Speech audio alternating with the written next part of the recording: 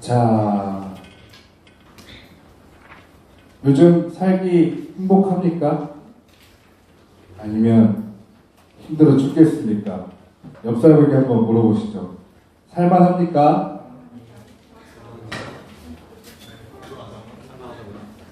자, 옆에 사람이 고개를 절레절레 흔들던가요? 아니면 나는 행복해, 좋아, 즐거워 라고 대답을 하던가요? 아마 제가 생각했을 때 살만합니까? 라고 물어보면 라고 할 것 같아요. 근데 이해가 가요. 여러분들이 하루 일과를 CCTV로 본다면 죽을 것 같아요 라는 말이 나올 수 있을 것 같아요. 근데 그거 알아요? 여러분들이 그 질문을 하는 살만합니까? 물어보는 사람, 그 사람의 하루 일과를 CCTV를 보면 똑같을 거예요. 와, 저 사람은 어떻게 살아있지? 라는 생각을 하게 될 겁니다. 그런 차이인 것 같아요. 어렸을 때는 나만 보여서 내가 행복하고 불행하고가 전부예요. 그래서 나를 억누르고 있는 짐이 금방금방 날아가거든요. 왜냐하면 나라는 존재가 짊어질 수 있는 무게는 작으니까. 그래서 어떤 스트레스가 와도 그냥 휙휙 지나가는 것 같습니다.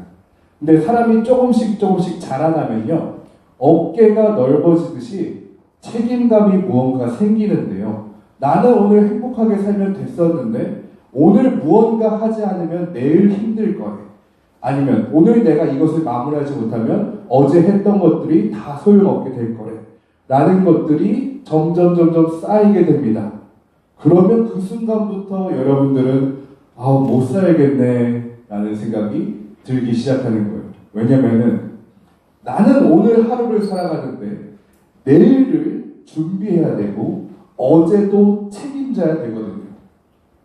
근데 그 시간이 자라나면 자라날수록 더 늘어나게 될 거예요. 한 주만 책임지면 됐었던 내가 오늘 일주일 놀면 다음 주 일주일 고생할 거야. 그것이 조금 더 자라납니다. 한 달, 1년, 나중에 3년, 6년, 10년. 그렇게 계속해서 여러분의 어깨를 계속 짓누를 거예요. 풀리지 않아요. 절대로 풀리지 않아요. 근데 그게 거기서 끝나는 것이 아니라 나중 가면 그 이상으로 무게를 짓누르게 될 건데요. 어떤 거냐면요. 이제는 내 오늘뿐만이 아니라 다른 사람의 오늘까지도 챙겨야 되는 날이 오기 때문이에요. 그리고 그 다음에는 나 없으면 못 사는 사람까지 생겨가지고 이 사람의 과거와 미래까지 책임져야 되는 그것이 어깨를 계속 짓누를 겁니다. 3명? 4명? 요즘은 4명도 힘들다. 3명도 힘들다. 둘이 그냥 서로 잘 짊어지고 나눠지고 살자 하는데 이게 무슨 문제가 있을까요? 왜 이렇게 살아가는 걸까요?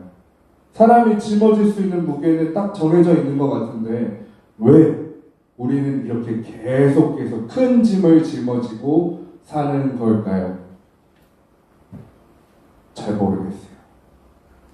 오늘 말씀에 보면요, 한 사람이 슬피 울고 있는데요, 어깨에 무거운 것을 짊어지고 있습니다.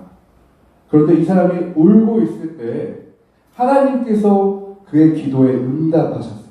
그 사람의 이름은 느헤미야인데요, 이름 뜻은 하나님의 위로라는 뜻이고요. 이 사람이 하나님께 응답받았는데 그 사람이 드렸던 기도와 우리가 드리는 기도가 사실 차이는 없잖아요. 우리 하나님께 기도하고 예수님 이름으로 기도하고 도와달라고 기도하고 오늘 마찬가지로 느헤미야도 도와달라고 기도하고 있어요. 잘못했다고 기도하고 있어요. 우리가 드리는 기도와 아주 똑같이 기도하고 있는데 왜 하나님께서는 이 느헤미야는 들어서 쓰시고 사용하시고 왜 나는 그냥 내버려 두시는 것 같을까? 라는 생각이 든다면 오늘 여러분과 느헤미야의 그 차이를 한번 볼 수 있으면 좋을 것 같아요. 느헤미야는요, 기도하기 전에 오늘 이 말씀이 나오기 전에 이미 페르시아에서 성공한 사람이었어요. 이미 잘 사는 사람이었어요. 사람들에게 존경받고 안정적인 직장에 부와 가족들도 있었겠죠. 여러 가지 환경 속에서 느헤미야는 너무너무 잘 지내고 있었어요. 얼마나 남이 부러워할 만큼, 그리고 남이 부럽지 않을 만큼 딱 행복의 기준이 이건 것 같아요. 남들이 나를 부러워하는데 나는 남이 부러워하지 않는 정도, 그 정도의 행복. 그때 느헤미야가 그렇게 살고 있었는데, 느헤미야가 수산궁에서 그냥 랄랄랄랄라 즐겁게 지내고 있는데 고향 사람들로부터 한 소식을 듣게 됩니다. 예루살렘은 잘 지내던가요? 느헤미야가 묻자, 예루살렘이요? 말도 마세요. 성전도 다 무너졌고요. 성전을 지킨 성벽까지 다 무너졌습니다. 고아들이 있고요. 사람들이 집이 없고요. 직장이 없고요. 모두가 길바닥에서 엉엉 울고 있습니다. 그 이야기를 들었을 때 느헤미야는 그 자리에서 바로 무릎 꿇고 기도하기 시작했어요. 금식하기 시작했어요. 그리고 나서 하나님께 계속 기도를 했을 때 그 사람의 기도를 한번 읽어볼게요. 이렇게 기도를 하는데요. 하늘의 하나님 여호와, 크고 두려우신 하나님이여, 주를 사랑하고 주의 계명을 지키는 자에게 언약을 지키시며 긍휼을 베푸시는 주여, 간구하나이다.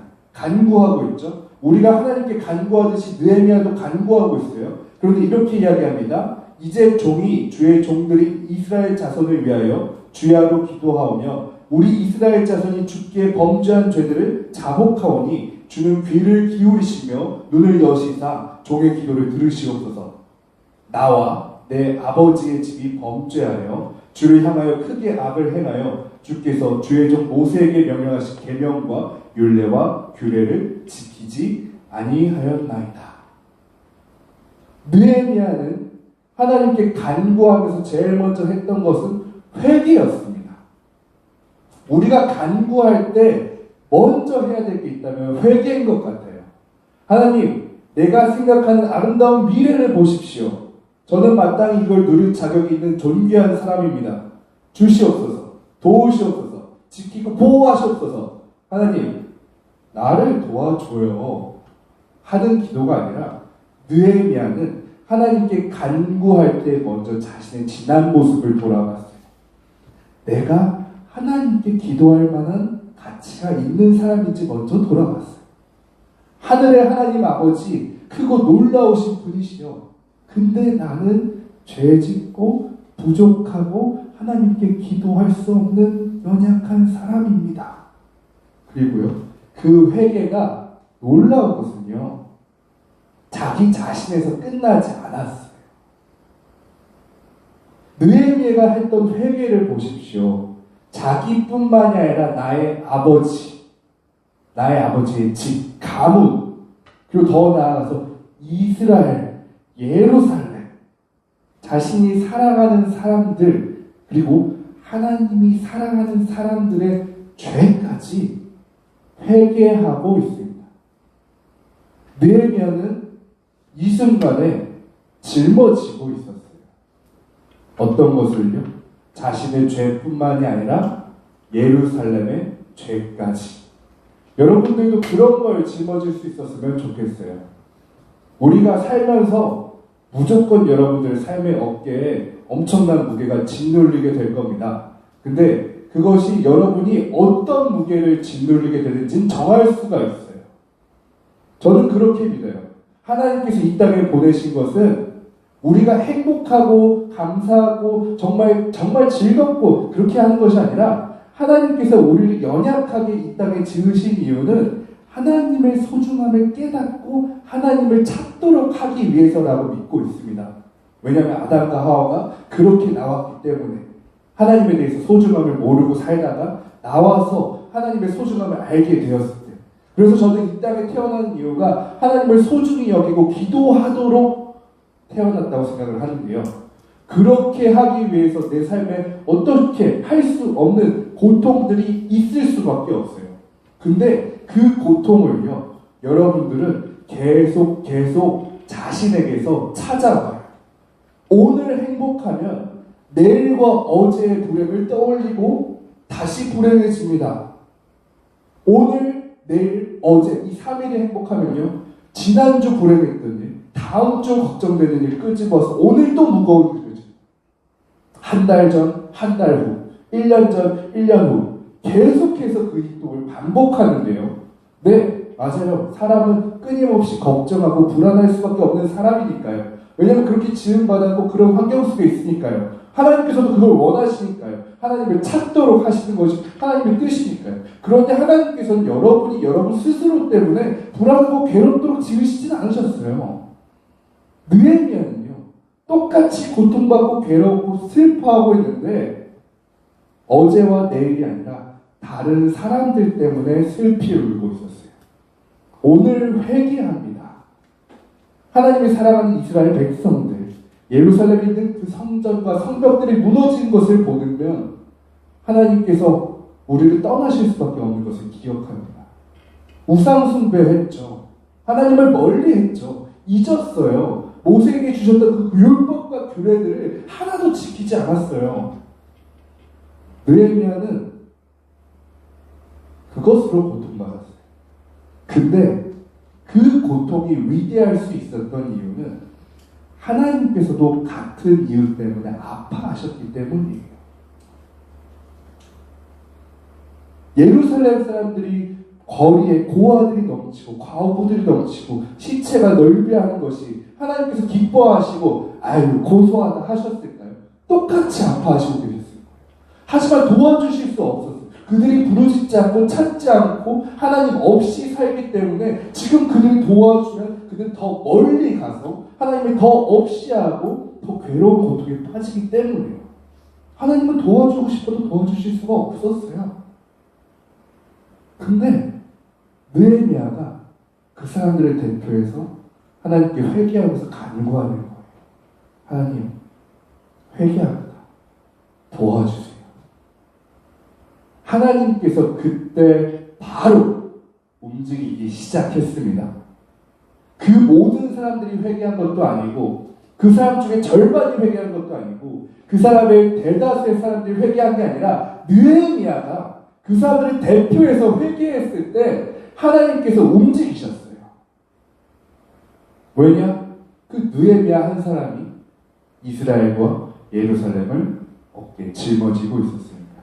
그리고 하나님께서 그들을 도우기 원하시고 계셨었거든요. 여러분들이 그런 것을 품을 수 있었으면 좋겠어요. 안을 수 있었으면 좋겠어요.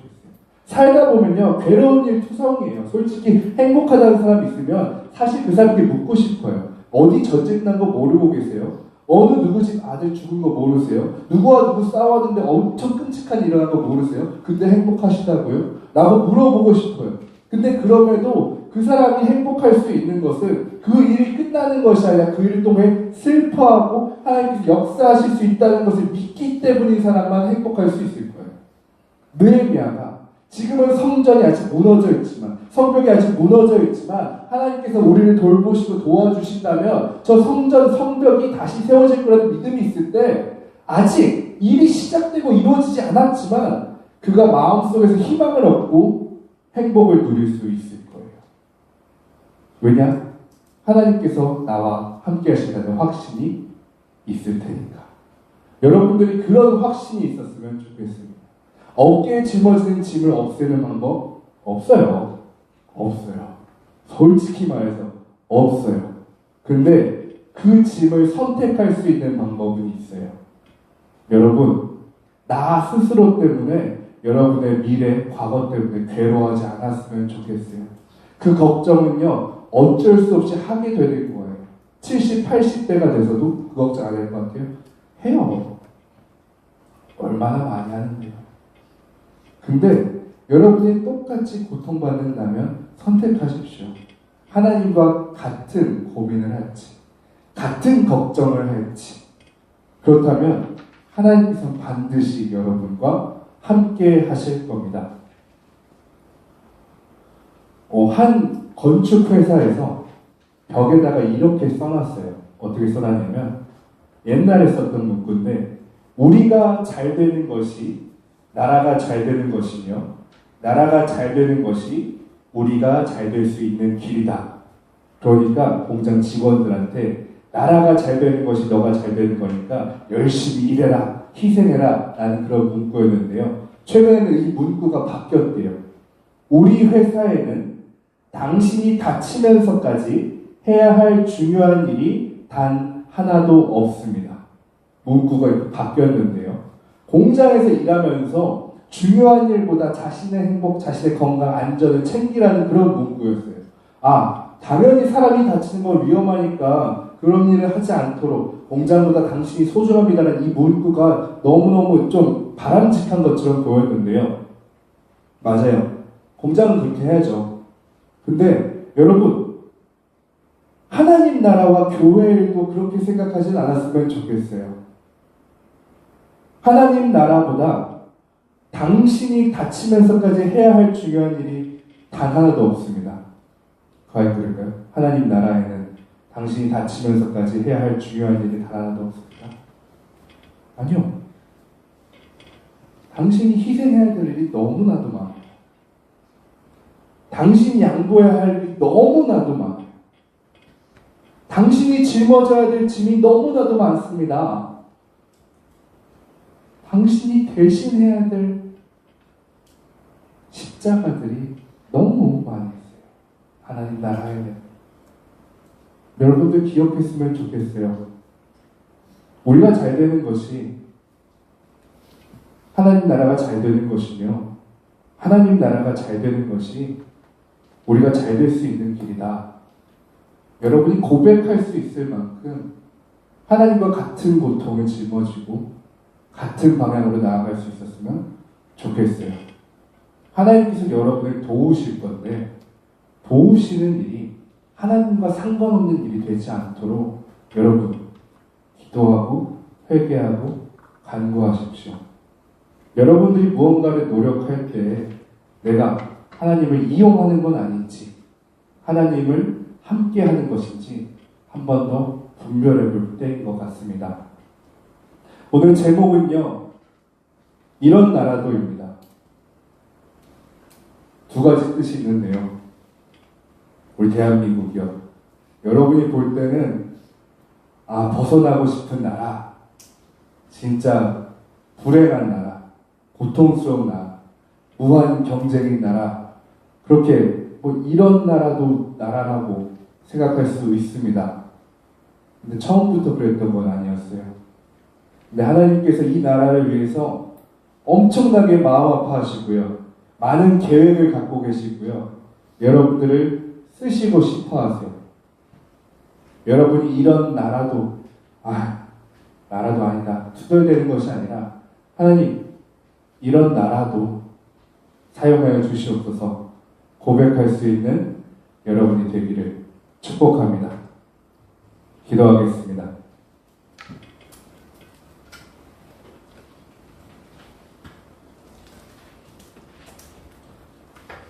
하나님 감사합니다. 오늘 느헤미야의 모습을 보면서 하나님께서 어떤 사람의 기도에 응답하시는지 들었습니다. 우리의 기도가 나의 기도가 되는 것이 아니라 하나님께서 기뻐하시는 기도가 될 수 있도록 도와주옵소서. 내가 회개할 때, 내가 간구할 때, 내가 서원하고 감사할 때 나로부터 시작되는 것이 아니라 하나님 많은 사람들을 품고 그것을 사랑하는 마음으로 시작될 수 있도록 도와주세요. 하나님의 나라가 내 나라라고 자랑스럽게 자랑할 수 있는 우리가 되기를 원합니다. 예수님의 이름으로 기도드립니다. 아멘.